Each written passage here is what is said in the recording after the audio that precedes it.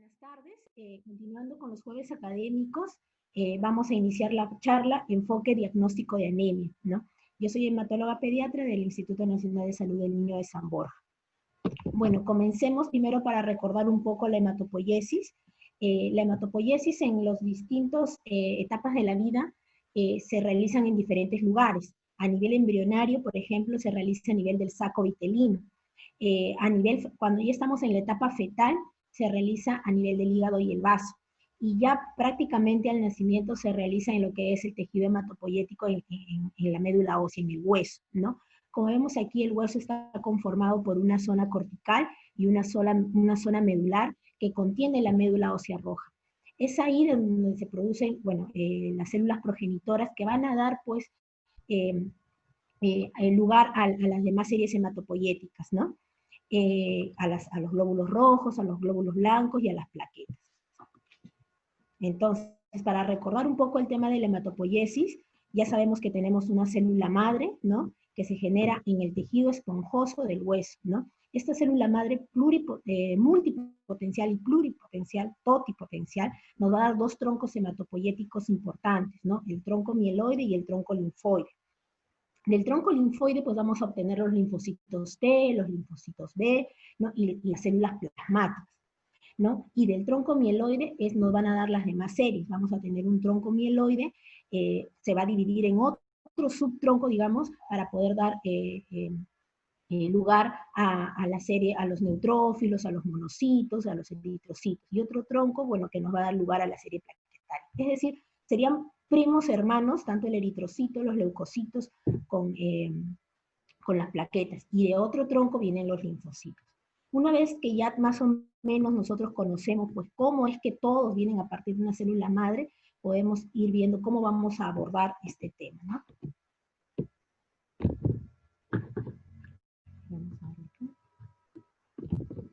Bueno, a nosotros cuando nos llega, pues, a la consulta o a la emergencia o en hospitalización, un paciente en el cual sospechamos de anemia, primero nosotros hacemos nuestra evaluación clínica, ¿no?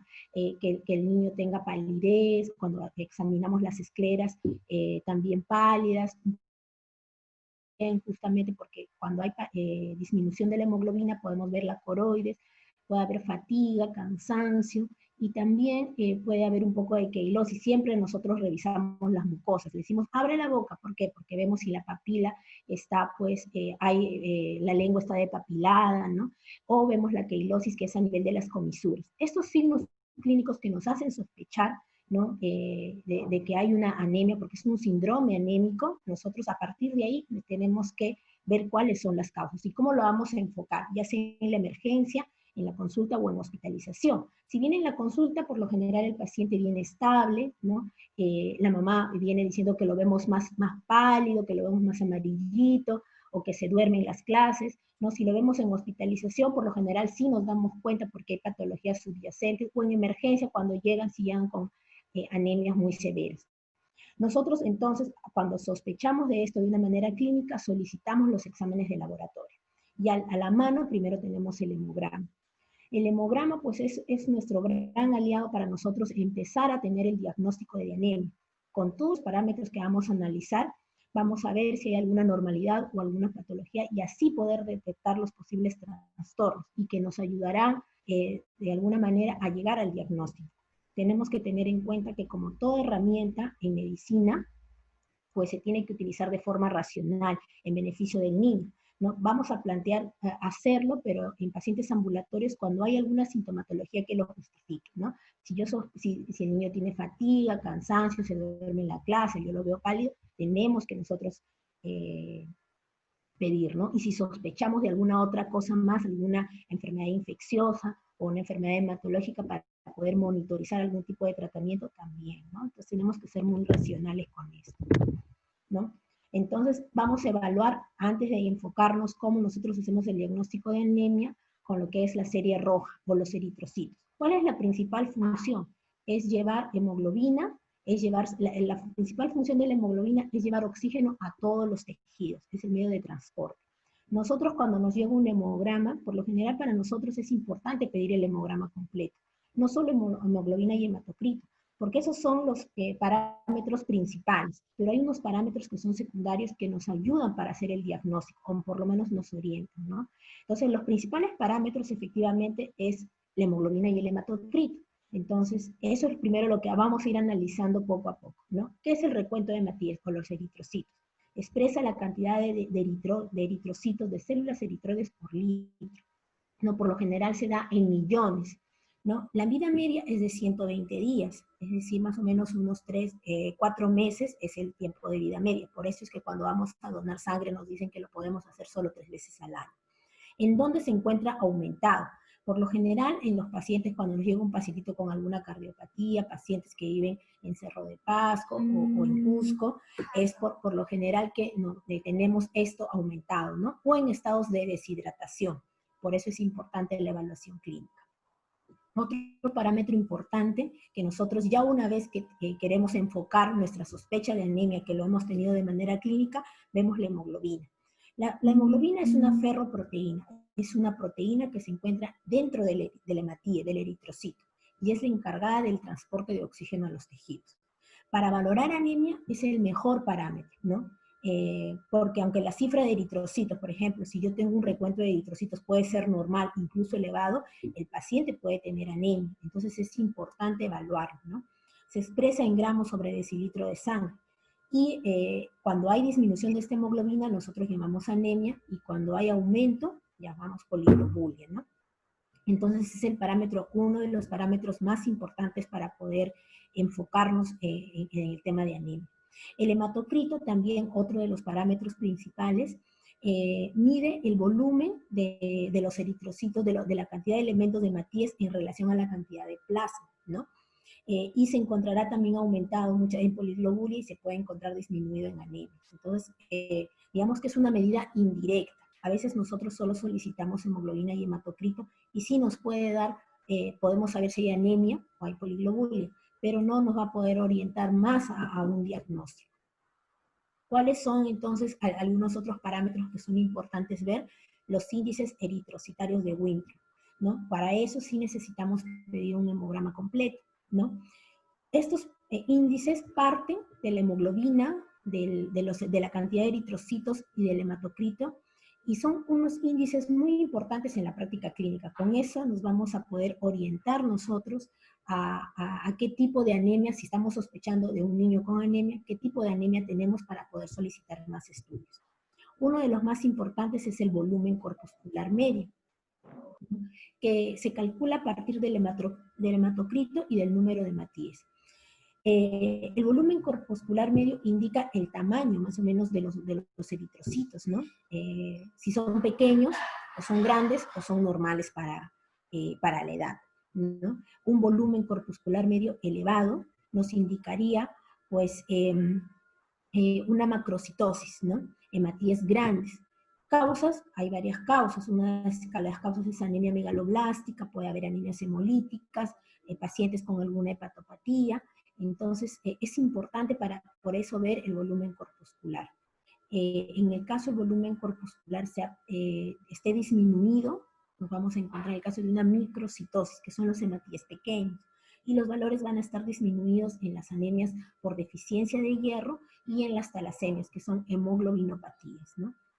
Entonces ya vemos que este índice ya nos va orientando hacia descartar ciertas patologías, si el glóbulo rojo es pequeño o si el glóbulo rojo es grande. Ahora, otro parámetro importante es la hemoglobina corpuscular media, que se calcula a partir de la hemoglobina y del número de Matías también, ¿no? También es una constante importante, ¿no? En este caso también nos sirve para ver si estos hematíes, para poder nosotros entenderlo, son más pálidos o son de coloración normal o son un poco más oscuros, ¿no? Entonces nos dice, pues, qué cantidad de hemoglobina hay dentro del hematíe. Por lo general, pues, las anemias que son microcíticas, ¿no? Que son pequeñas, también tienen hipocromía, ¿no? En este caso, un volumen corpuscular medio muchas veces va de la mano con una hemoglobina corpuscular media disminuida. Igualmente, las anemias macrocíticas, cuando el eritrocito es grande, también va muchas veces de la mano con una hemoglobina corpuscular media aumentada, ¿no? En general, los eritrocitos no van a ser pálidos. La concentración de la hemoglobina corpuscular media sí es un índice, es una tasa más o menos que viene a raíz de la hemoglobina sobre el hematocrito. Se expresa en gramos por decilitro y también pues los valores aumentados nos indican una hipercromía y muchas veces estos sí son para determinar la cantidad de hemoglobina dentro del eritrocito. Vamos a encontrar hipercromía porque son casos muy raros, ¿no? Exclusivamente en lo que son la esferocitosis. Los esferocitos que son glóbulos rojos chiquititos, pero no son pálidos para nosotros sospechar de una anemia ferropénica, sino son, digamos, más oscuritos, tienen hipercromía con mayor coloración, ¿no? Y los valores disminuidos que nos indican la hipocromía, como en el caso de las anemias ferropénicas. Entonces vemos que son valores muy importantes, son los índices eritrocitarios de Winthrop, que nos permite más o menos sospechar nosotros qué patologías tenemos y de acuerdo a eso solicitar exámenes auxiliares, ¿no? Una vez que nosotros tenemos el diagnóstico la sospecha de síndrome anémico. Otro índice importante, que también muchas veces no nos fijamos en el hemograma completo, es el índice de la amplitud de distribución del volumen eritrocitario, ¿no? El RDW o el ADE, ¿no? Que nos mide pues la variación que existe entre el tamaño con relación al volumen de los eritrocitos. Por ejemplo, cuando nosotros vemos una lámina, podemos ver que los eritrocitos, muchos son del mismo tamaño, ¿no? De la misma forma, son muy iguales, pero cuando este índice se encuentra aumentado, es decir, algunos son grandes, algunos son pequeños, ¿no? Algunos son hipercrómicos, algunos son hipocrómicos, se dice que el índice de amplitud de distribución es elevado. Nos indica una anisocitosis, que es esa variación que hay entre eritrocito y eritrocito. Por lo general, los valores elevados nos indican que algo no anda bien. Y esto nos indica que por ahí puede haber por lo general son carenciales, son nutricionales. Entonces, por ejemplo, ¿no? Si tenemos un índice, un RDW elevado, ¿no? Y tenemos unos eritrocitos grandes, una macrocitosis, ¿no? Ya nos vamos diciendo que algo está faltando, ¿no? Hay deficiencia de ácido fólico o de vitamina B12. En caso tengamos un volumen corpuscular medio pequeño, es decir, una microcitosis, y también tenemos un RDW elevado, es decir, son muy diferentes los eritrocitos entre sí, estamos sospechando de una ferropenia. ¿Por qué? Por ejemplo, en una talasemia, los glóbulos rojos son también pequeños, ¿no? Tienen un volumen corpuscular medio disminuido. También pueden tener hipocromía, pero todos los eritrocitos son igualitos. Todos son de la misma morfología, todos son muy parecidos. El RDW se va a encontrar normal o disminuido. Entonces ahí podemos sospechar que no hay algo carencial, ¿no? Recordemos, el RDW aumentado, por lo general, nos indica que hay un problema carencial, que hay una alteración nutricional, ¿no? Para estudiar vitamina B12, ácido fólico o hierro. ¿No? Estos son los valores normales que nosotros tenemos que tener en cuenta de acuerdo a la edad, ¿no? Los pequeños, cuando son recién nacidos, pues hay una poliglobulia, ¿no? Perdón, ¿todo bien? No sé si se ve bien.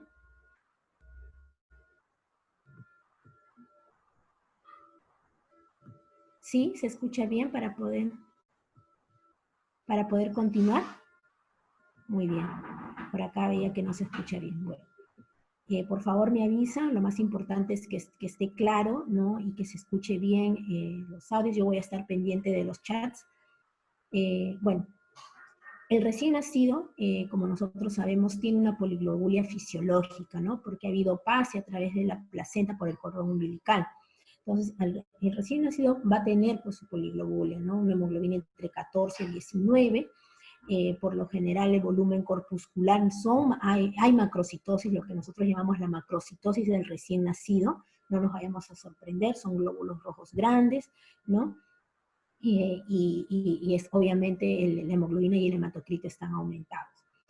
De ahí progresivamente, hasta los 6 meses aproximadamente, todo el tema de la hemoglobina, el hematocrito, va a venir de las reservas que la madre le haya podido dar al niño. O sea, si nosotros tenemos una madre que ha tenido anemia por los depósitos tanto de hierro, vitamina B12 o ácido fólico han estado disminuidos, el pequeño probablemente no va a tener esas reservas y se va a dar lo que es la anemia fisiológica del lactante, que se da a partir de los 6 meses. O cuando nacen prematuros también, nosotros tenemos esta anemia de la prematuridad justamente porque no han tenido el tiempo suficiente para tener las reservas. Recordemos que hasta los 6 meses el bebé va a tener las reservas que viene de la madre. A partir de los 6 meses ellos empiezan con la lactancia empiezan a tener sus propias reservas y es ahí donde empieza a caer pues, los niveles de hierro, de vitamina B12, ¿no? Entonces vemos que a partir de los 6 meses va a empezar el tema de la anemia fisiológica del lactante y que puede, incluso en los prematuros, prolongarse hasta los 2 años. Entonces, siempre tenemos que evaluar eso, ¿no? Con los pequeños. Y a medida que van creciendo, pues también vamos a ir viendo que el volumen corpuscular se va a hacer normal e incluso ya a partir de los 6 meses empieza a haber microcitosis por la anemia ferropénica que sucede a partir de esta etapa, ¿no? Y empieza a recuperarse. Más o menos a partir de los 6 años, ya para la adolescencia, entre la niñez, saliendo de la niñez y entrando para la adolescencia, van a tener ya los valores de un adulto, ¿no? Estos son los valores normales, estamos en la tablita para tenerlos en cuenta.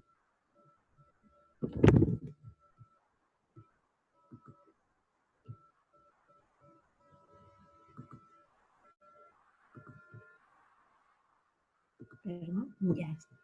Otro valor importante a analizar, ¿no? Dentro de nuestros estudios, cuando vamos a enfocar, pues, cómo tenemos una anemia, ¿no? Y qué clase de anemia tenemos en nuestros niños, ya sabemos los valores normales, ya sabemos que tenemos que pedir un hemograma completo para ver los índices eritrocitarios, ¿no? Para ver el volumen corpuscular medio, la hemoglobina corpuscular media, la concentración de hemoglobina corpuscular media, el RDB doble. Otra de las cosas importantes es también ver los reticulocitos, es parte del estudio de la anemia. ¿Qué son los reticulocitos? Son eritrocitos jóvenes inmaduros. A diferencia, los eritrocitos, por ejemplo, no tienen núcleo. Estos reticulocitos van a tener núcleo, ¿no? ¿Y qué nos dicen los reticulocitos? Sus valores, ¿qué nos van a decir? Que hay una buena actividad de la médula ósea, es decir, que hay regeneración, ¿no? Por esto es importante tener los reticulocitos en un estudio de anemia en un pequeño, especialmente también en los lactantes, porque muchas veces tenemos pacientitos pequeños que los reticulocitos están bajos, ¿no? Y ahí hay que sospechar, pues, de una aplasia eritroide, ¿no? Pura, que puede verse en los niños pequeños, ¿no? Se expresa en valores relativos o absolutos, más o menos el valor normal es de 1 más menos 0.5. Menos de 0.5 sí ya tenemos nosotros que sospecha, ¿no? Si es que tenemos un paciente lactante con una hemoglobina, con una anemia, ¿no? Y tenemos reticulocitos en menos de 0.5, tenemos que ver que no sea una eritroblastopenia, ¿no? Que se da mucho y es algo congénito en los lactantes.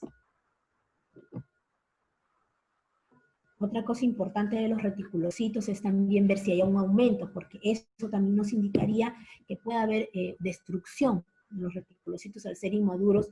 Cuando hay destrucción de los glóbulos rojos, aumentan los reticulocitos. Entonces ya nos indica algunos parámetros diagnósticos, ¿no?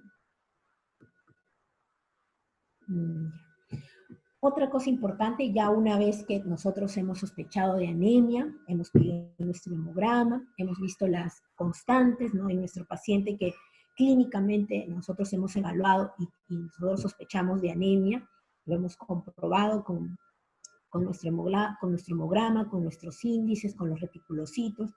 Ahora, una de las ayudas muy importantes es la lámina periférica para ver los eritrocitos anormales. Estos eritrocitos anormales, la máquina, el contador automatizado del hemograma, muchas veces no lo puede determinar. Entonces, eso es importante, evaluarlo desde un punto de vista manual, ¿no? Podemos ver, pues, si hay macrocitosis o microcitosis efectivamente de manera visual, ¿no? También podemos ver la anisocitosis, como habíamos mencionado, que es variación en el tamaño de los eritrocitos, algunos pequeños, algunos grandes, eso lo vamos a ver ¿no? Que también nos indica el RDW, y vamos a ver la poiquilocitosis, que eso sí no tenemos ningún parámetro de laboratorio que nos ayude.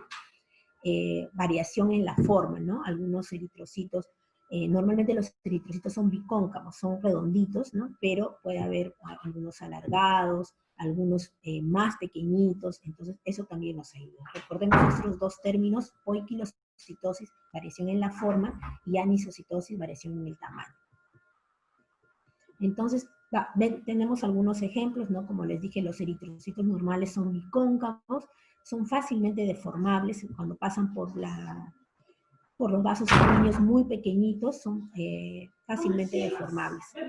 La morfología de, perdón, disculpen. Ay, disculpen.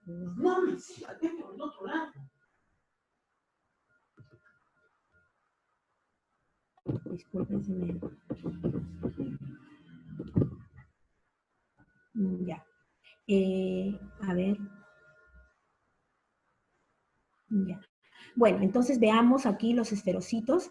Vamos a ir, nosotros cuando evaluamos la lámina periférica, vamos a ver pues alteraciones en la morfología de estos, ya sea en el tamaño, en la forma, ¿no? Que nos va a permitir diagnosticar algún tipo de anemia, así como patologías que también pueden no necesariamente involucrar a la serie roja, sino a otras series, ¿no? Por ejemplo, los esferocitos. ¿En qué consiste? Son células pequeñas, son eritrocitos pequeños, microcíticos, pero a diferencia de la microcitosis que vamos a ver en la anemia ferropénica, estos van a ser hipercrómicos, van a ser todos iguales, ¿no? Muy pequeños, iguales, y van a ser muy, muy oscuros, ¿no? ¿En dónde vamos a ver esferocitos? Podemos verlo en la esferocitosis hereditaria, en una anemia hemolítica que sea inmune, también lo vamos a poder ver, ¿no? Entonces es importante que podamos verlo tanto en las congénitas como en las adquiridas. No nos va a hacer diferencia, ¿ya? En cuanto a los esferocitos. Para eso tenemos que continuar con los estudios. Por ejemplo, si en una lámina periférica yo veo esferocitos, puede ser algo congénito o puede ser algo inmune.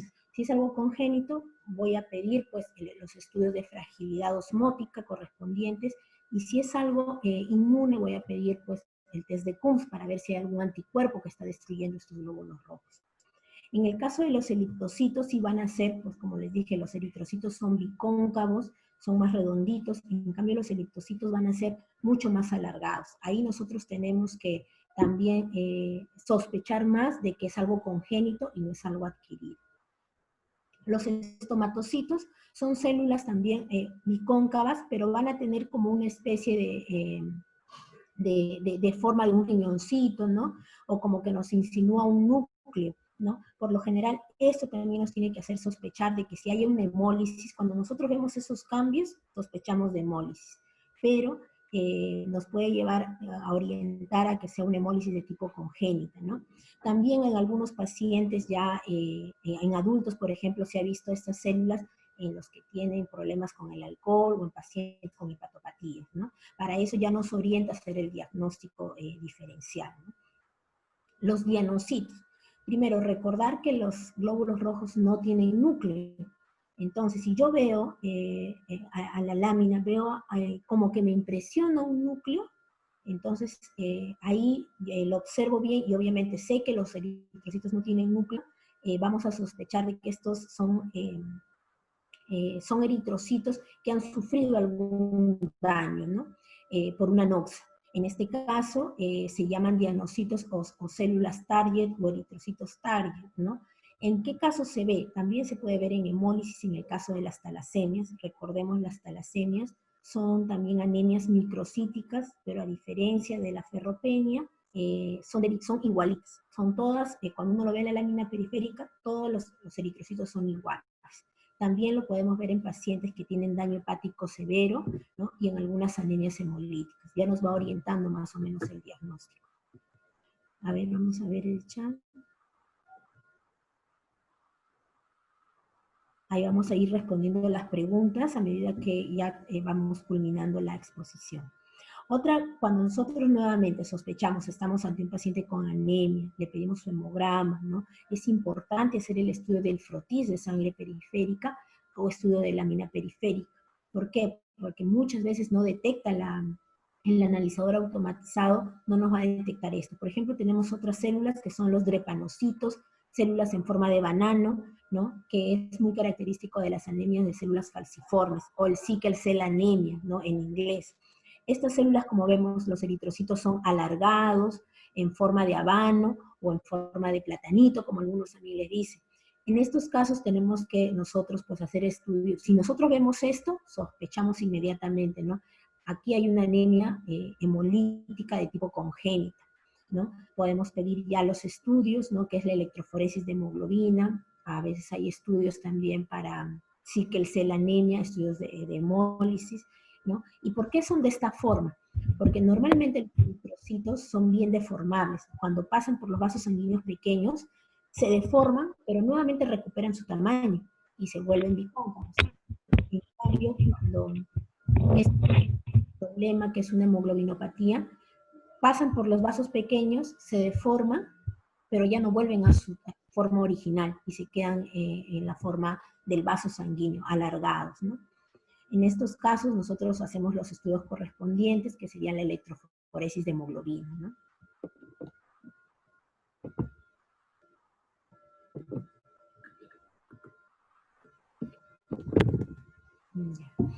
Otra de las cosas importantes es que también podemos ver inclusiones citoplasmáticas dentro del eritrocito cuando hacemos el estudio de Frotis, que también nos pueden llevar a otros diagnósticos de la causa de anemia de mi paciente. Por ejemplo, los corpúsculos de Hawley-Joly son restos del eritrocito que normalmente los eritrocitos tienen un tiempo de 120 días. Donde se destruye o donde se realiza la hemocateresis, se realiza en el vaso. Entonces ahí empiezan a destruirse. Hay a veces productos de desecho, ¿no? Que sucede en esta hemocateresis, ¿no? Entonces nosotros podemos ver algunas alteraciones cuando los pacientes se les ha realizado la esplenectomía o no han nacido con vaso de manera congénita, o en pacientes que tienen anemias hemolíticas cuando hay una hemocateresis o destrucción elevada, vamos a ver estas inclusiones o estos restos, que son los corpúsculos de Hawley-Joly, que son los de acá, ¿no? Hay otros pacientes que por eso también es importante ver la lámina, en donde puede haber parasitosis, ¿no? Como la malaria, en el caso cuando vemos el plasmodium, ¿no? Y lo podemos ver dentro del Frotis. Estos pacientes también tienen anemia. Podemos un paciente que tiene pues, malaria, debuta con una anemia, que puede ser una anemia hemolítica. Nosotros al hacer el Frotis hemos en algunas oportunidades visto pues los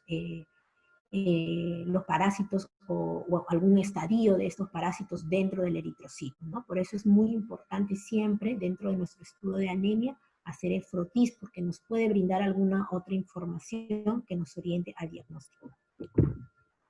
Entonces, una vez que ya tenemos nuestro paciente en el que sospechamos de un síndrome anémico, le pedimos el hemograma completo, porque es importante también ver las plaquetas y los leucocitos que estén bien. Y entonces me centro que solo es una anemia. Y ahí empiezo a estudiar pues, con los índices eritrocitarios, con los reticulocitos, con la lámina periférica. Pero ¿por qué se produce alteración de la serie roja? ¿Por qué tenemos la anemia? ¿No? Primero, todos estos cambios se van a dar productos de la hipoxia, ¿no? Obviamente no se lleva suficiente oxígeno hacia los tejidos. Entonces, normalmente cuando hay hipoxia, ¿qué hace nuestro organismo? Pues normalmente eleva la hemoglobina y el hematocrito, esto se da en el recién nacido, ¿no? Pero empieza a caer tras el nacimiento, ¿no? Y llegando a una anemia fisiológica del lactante a partir de los 6 meses, y de acuerdo a los depósitos que el bebé haya tenido de la madre, o si ha sido prematuro, ¿no? La recuperación puede demorar, como les digo, hasta los 2 años, ¿no? En el caso de los prematuros. Ya en la adolescencia prácticamente llega a niveles normales que va a tener en la adultez, ¿no? ¿No?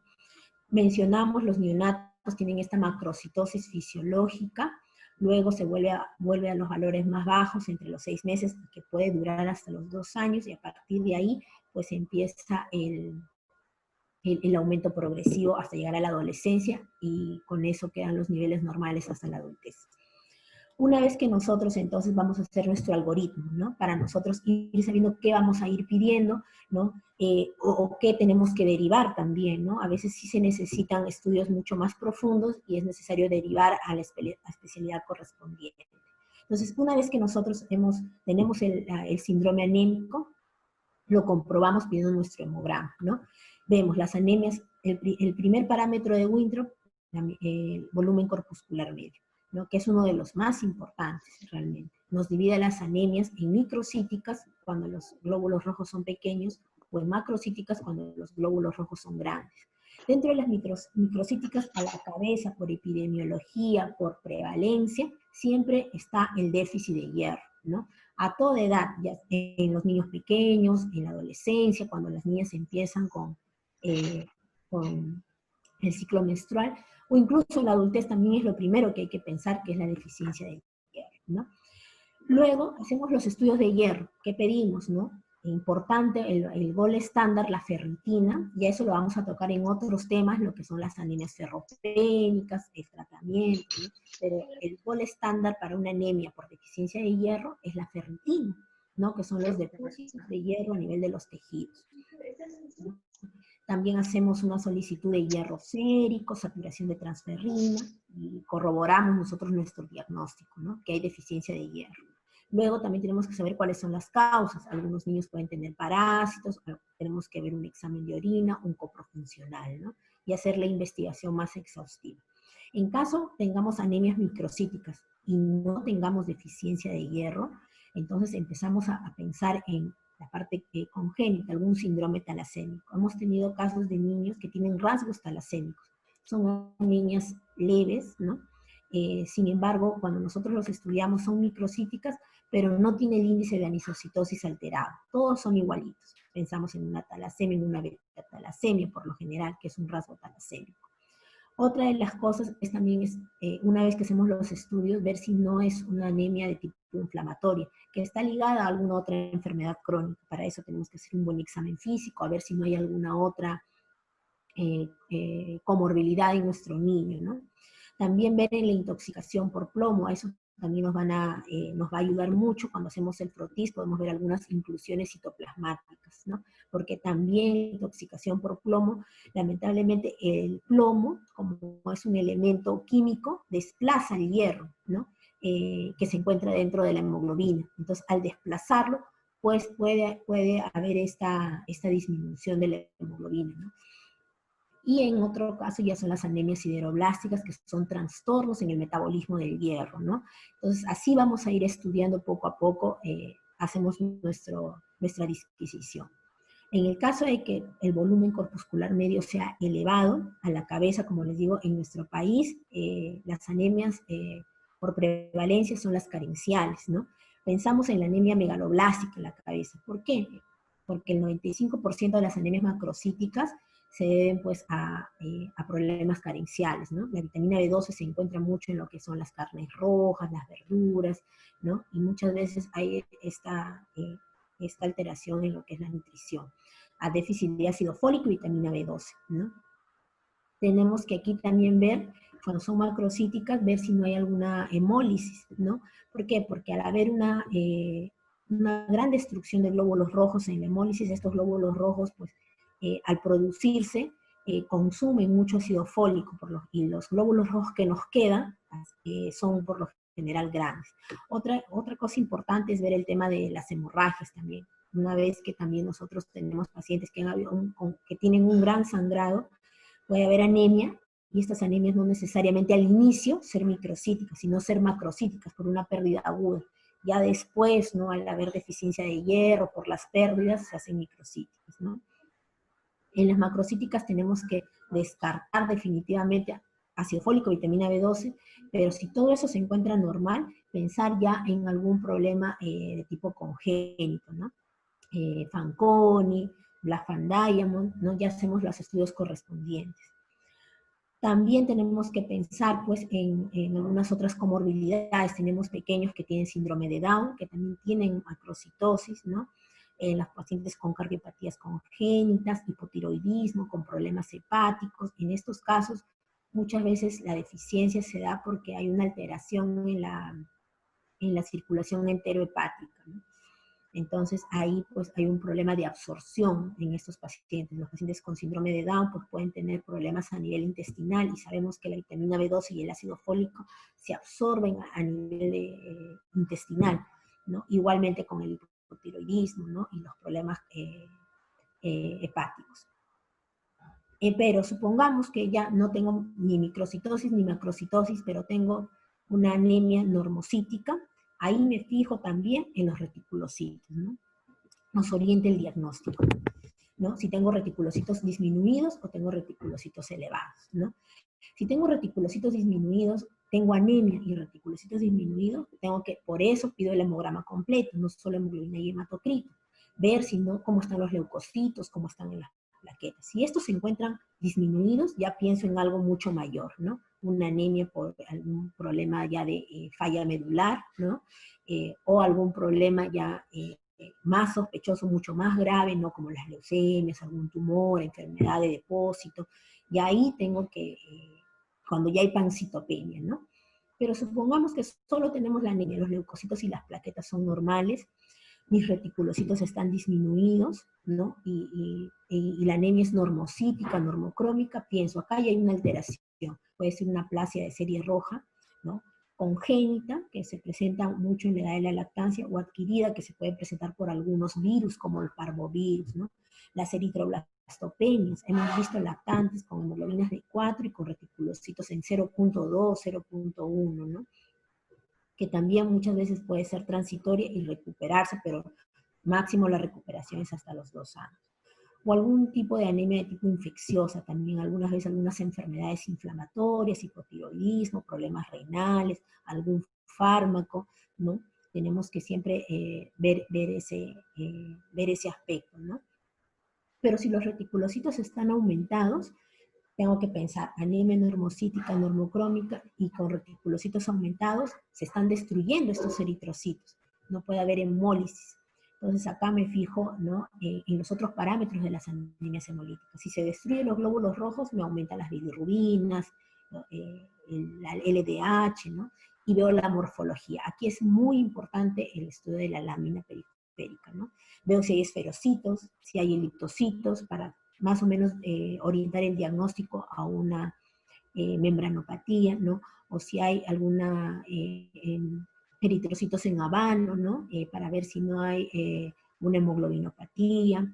Puede haber fragmentación de eritrocitos, que son los esquistocitos, que son eritrocitos con púas, como les dicen, ¿no?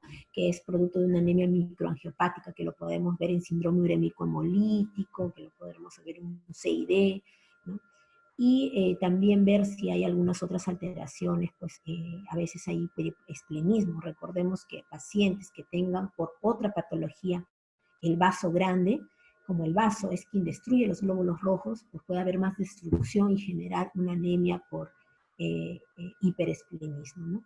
Problemas ya enzimáticos, ¿no? Deficiencia de glucosa 6-fosfato, entonces siempre tenemos que ver eso.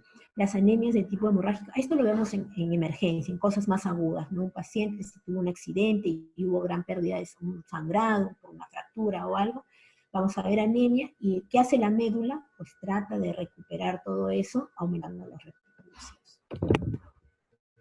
Entonces, para recordar que el extendido de la sangre, una vez que ya tenemos orientado nuestro diagnóstico, vemos cómo nos ayuda que el frotis de sangre periférica sigue siendo una herramienta muy importante para poder verificar los resultados generados por el analizador automatizado, ¿no? Y muchas veces nos brinda información que no nos va a poder brindar un hemograma por más completo que sea. Ahí vamos a poder ver pues, células inmaduras, anormales, si hay alguna alteración, si los eritrocitos están alterados, y también podemos ver los leucocitos, las plaquetas, que son muy importantes. Muchas gracias por su atención. Vamos a revisar el chat si tuvieran alguna pregunta.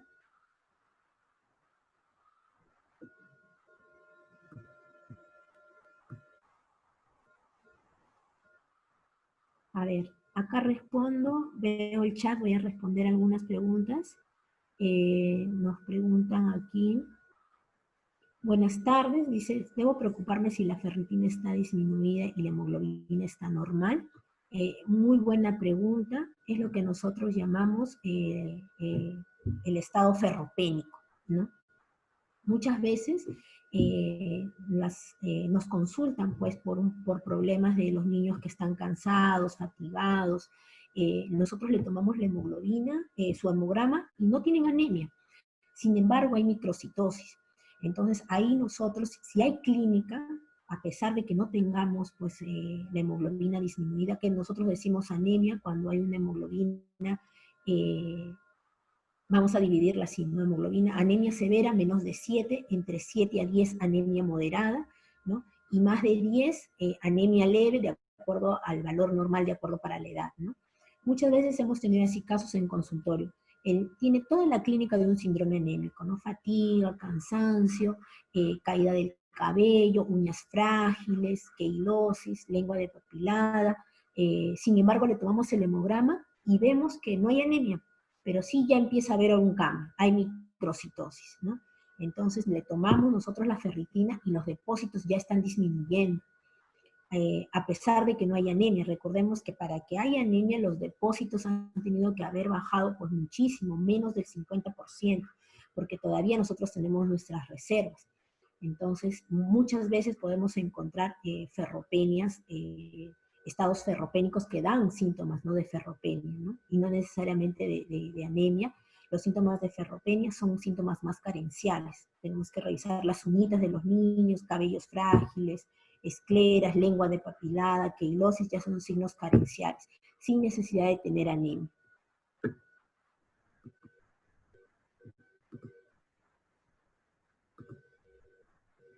Vamos a ver si hay algunas preguntas más en el chat.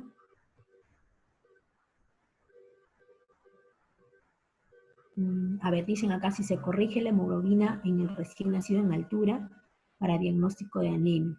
De todas maneras sí hay que corregir, pero no en el recién nacido, porque recordemos que todos los pequeños hasta el mes pues siempre van a tener poliglobulia independiente de la altura. Ya a partir del mes sí ya tenemos que empezar a hacer las correcciones de acuerdo a la altura, ¿no? Pero el recién nacido sí, por lo general, independiente de la altura, va a tener poliglobulia por este pasaje de la sangre materna a través del cordón umbilical, ¿no? A ver, vamos a ver algunas preguntas.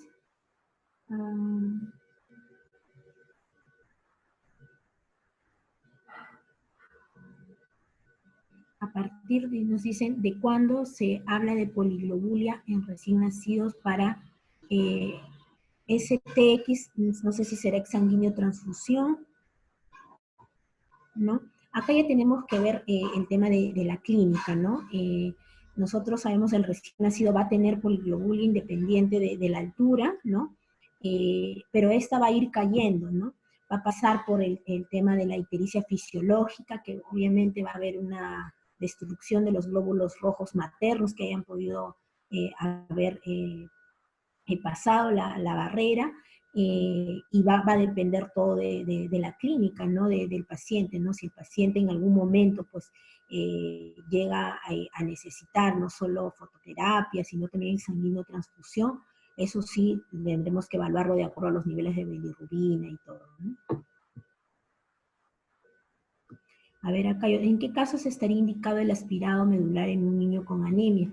Bueno, nosotros hemos tenido casos en donde hemos tenido pequeños lactantes con hemoglobinas muy bajas, ¿no? Anemias severas, y cuando tenemos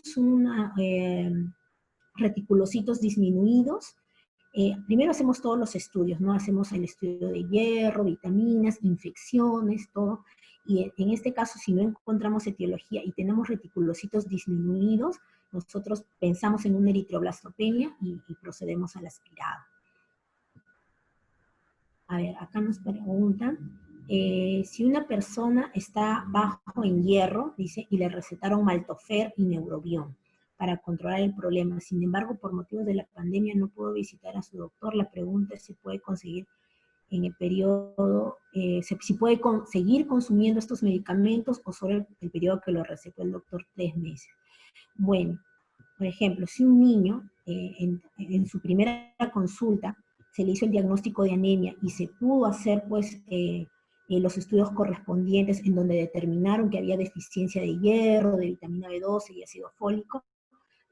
Por lo general, el hierro para nosotros poder, no solo es aumentar la hemoglobina, recordemos que cuando tenemos anemia, en este caso por deficiencia de hierro, no solo es aumentar los niveles de hemoglobina, sino también tenemos que nosotros restaurar los depósitos, porque la hemoglobina se puede recuperar al tercer mes, ¿no? Pero los depósitos de hierro demoran mínimo unos 6 meses, dependiendo de cuánta deficiencia hayamos tenido. Entonces, es importante por lo menos mínimo mantener el tratamiento 6 meses. Hay algunos que necesitan más tiempo, ¿no? Hasta 9 meses, ¿no? Pero eso ya va a depender de cada paciente, ¿no? Sí, lo ideal sería que podrían, en este caso, si por el tema de la pandemia no han podido consumir los 3 meses que le han dejado, y tratar de hacer una teleconsulta, ¿no? Para ver cuál era la causa. Si hay deficiencia de hierro, probablemente tenga que continuar el tratamiento hasta poder restaurar los depósitos de hierro correspondientes. No solo recuperar, porque muchas veces cometemos ese error. Toman 2 meses o 3 meses, ya la hemoglobina subió y dejan el tratamiento. Y nuevamente vuelve a caer la hemoglobina, porque los depósitos de hierro no han sido totalmente restaurados y siguen por debajo de lo normal. Entonces es importante hacer ese monitoreo, ¿no? La tabla de valores de anemia difiere con la del MINSA del niño de 6 meses. Acá dicen que es menor de 11. Y la que usted muestra es de 10.1, dice. Y es así como trabajamos en el primer nivel de atención según la del MINSA. Ya, o sea, en el MINSA lo ponen como menor de 11 para los 6 meses. Claro, esos son los niveles que nosotros esperamos para esa edad, ¿no? Muchas veces las tablas que hay en los libros, ¿no? Corresponden a tablas extranjeras de países de Estados Unidos o países europeos en donde puede haber esa variación, ¿no? Nosotros, como somos un país prevalente en deficiencia de hierro, o sea, nuestro problema es básicamente nutricional y carencial, tenemos que adaptarnos, ¿no? Para trabajar a nivel de primer nivel de atención, pues trabajamos con las tablas del MINSA, ¿no? Porque las tablas que están en todos nuestros libros, pues sí, definitivamente son tablas de países extranjeros. Bueno, si no hay ninguna otra pregunta, estamos para resolver sus dudas. Esto es básicamente una exposición para orientarnos al diagnóstico y cómo enfocarnos con el tema de anemia. Para recordar primero que no todo es, muchas veces tenemos anemia y de frente damos hierro, ¿no? Es importante hacer los estudios correspondientes, que hay otras causas de anemia también, que no son las más frecuentes, pero tenemos que siempre tenerlas presentes en caso de nuestros niños, especialmente si muchas veces no tenemos en un lugar para hacerle los estudios completos. Nuestra primera opción diagnóstica es anemia por deficiencia de hierro, pero sospecharlo en caso pues no respondan, ¿no? Primero ver la adherencia al tratamiento, que lo esté tomando bien, y luego en caso no responda, siempre nosotros pensar en otras causas, ¿no? Sí, sería recomendable. Exactamente, lo ideal sería hacer un examen completo, no un hemograma completo, como bien ponen acá. Un hemograma completo, ¿no? Hemoglobina, hematocrito con los índices eritrocitarios, ¿no? Y nosotros, exactamente, no solo hacer hemoglobina con hematocrito, como ya es lo que hemos aprendido aquí y es lo más importante, ¿no? Y ya nosotros, de acuerdo a eso, vamos pidiendo los exámenes complementarios que vayamos a necesitar, ¿no? O poder, en todo caso, si no tenemos, derivarlo a la especialidad, ¿no? Acá hay más preguntas, damos unos 5 minutos más, a ver. ¿Es importante y en qué caso se puede realizar aspiración de médula ósea? Bueno, no todas las anemias necesitan aspirado de médula ósea, ¿no? Para eso hemos hecho un algoritmo en donde nosotros podemos ir pidiendo análisis de laboratorio de acuerdo a lo que nosotros sospechamos, ¿no? Nosotros, por lo general, hacemos aspirado de médula ósea, cuando no hay solo anemia, sino cuando hay otra serie comprometida. Ahí creo que es importante hacerle los estudios y, de ser necesario, pues hacerle un aspirado si es que tenemos plaquetopenia, neutropenia, ¿no? O en caso que pacientes, a pesar de haber hecho todos los estudios para hacer el diagnóstico de anemia, no tenemos, todo sale normal o no hay respuesta al tratamiento, nosotros también pues indicamos de ser necesario. pero en el caso de anemia ferropénica, que es lo más prevalente, no está indicado de inicio una médula ósea. Acá ponen cuáles son las causas para que puedan tener las plaquetas bajas. Bueno, eso sí, de todas maneras lo vamos a ver en otro tema, pero las plaquetas, pues, uno sabemos que es parte importante de la hemostasia, ¿no? Es la primera línea, cuando hay una anoxia, es la primera línea de ataque para poder detenerla, y las plaquetas pueden bajar, pues, desde problemas infecciosos, ¿no? Problemas inmunológicos, hasta problemas inherentes de la médula ósea, ¿no?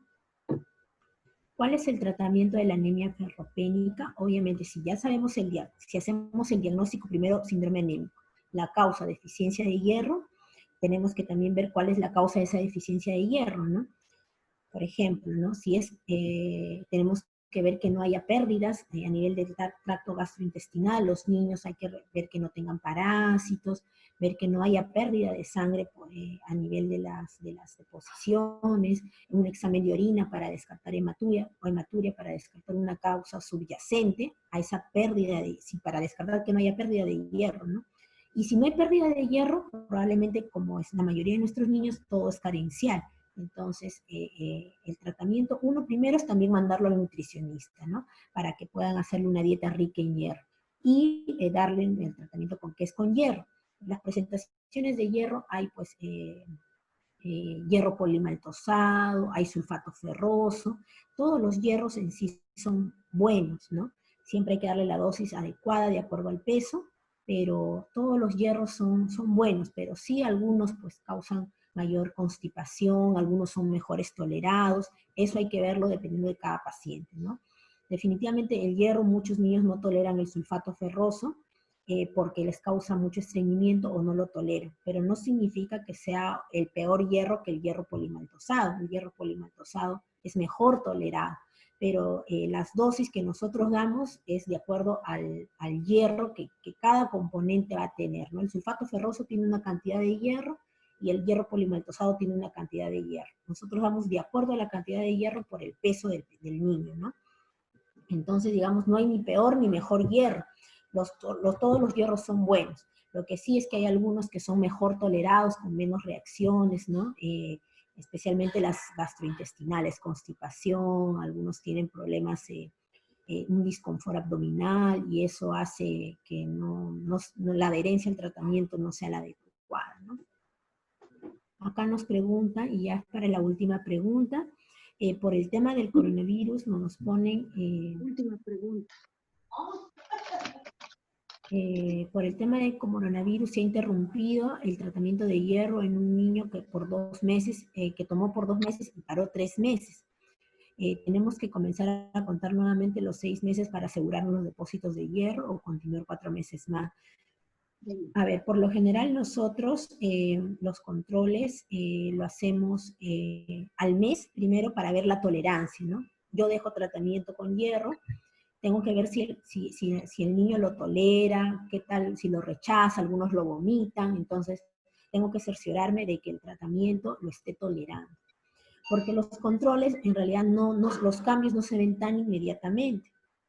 A partir del segundo o tercer mes aumenta la hemoglobina, y los depósitos de hierro ya tengo que ir viéndolos a partir de los 6 meses. Entonces, si ha tenido 2 meses, obviamente no ha habido muchos cambios, ¿no? Y probablemente tengamos que reiniciar el tratamiento, ¿no? Y acá nos pregunta, ¿y qué criterios utilizamos para saber que el niño ya tiene un buen depósito de hierro? El gol estándar, como les digo, es la ferritina. Tenemos que solicitar la ferritina sérica, ¿no? Para ver los depósitos de hierro a nivel de los tejidos.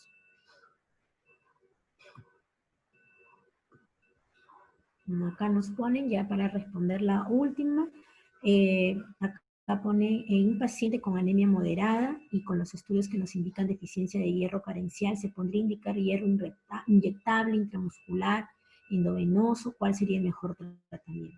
Bueno, nosotros tenemos, en los niños no se ha utilizado mucho hierro endovenoso, por lo general se ha utilizado sí en los niños, o sea, en la etapa de la niñez, no en la etapa de la infancia y en la etapa de la adolescencia, ¿no?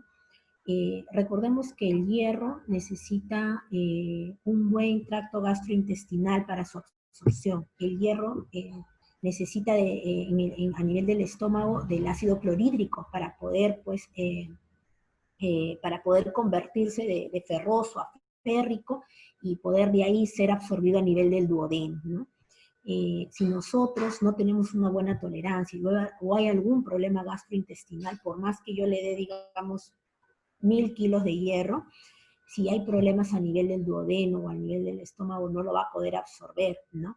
Y muchas veces ahí utilizamos la terapia parenteral, ¿no?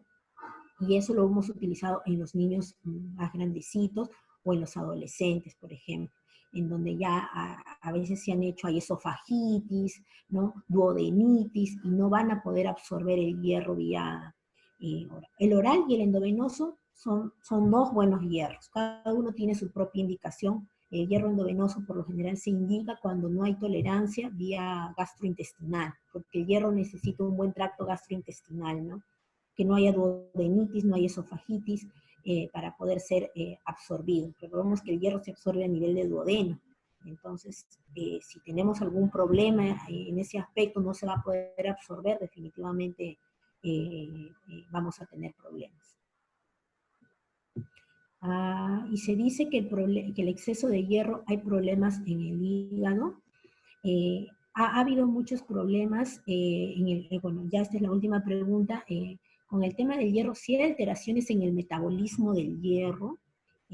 Esos son problemas ya que tienen por lo general una alteración genética, ¿no? En donde el hierro, por lo general nuestro hierro, así yo consuma, se va a excretar.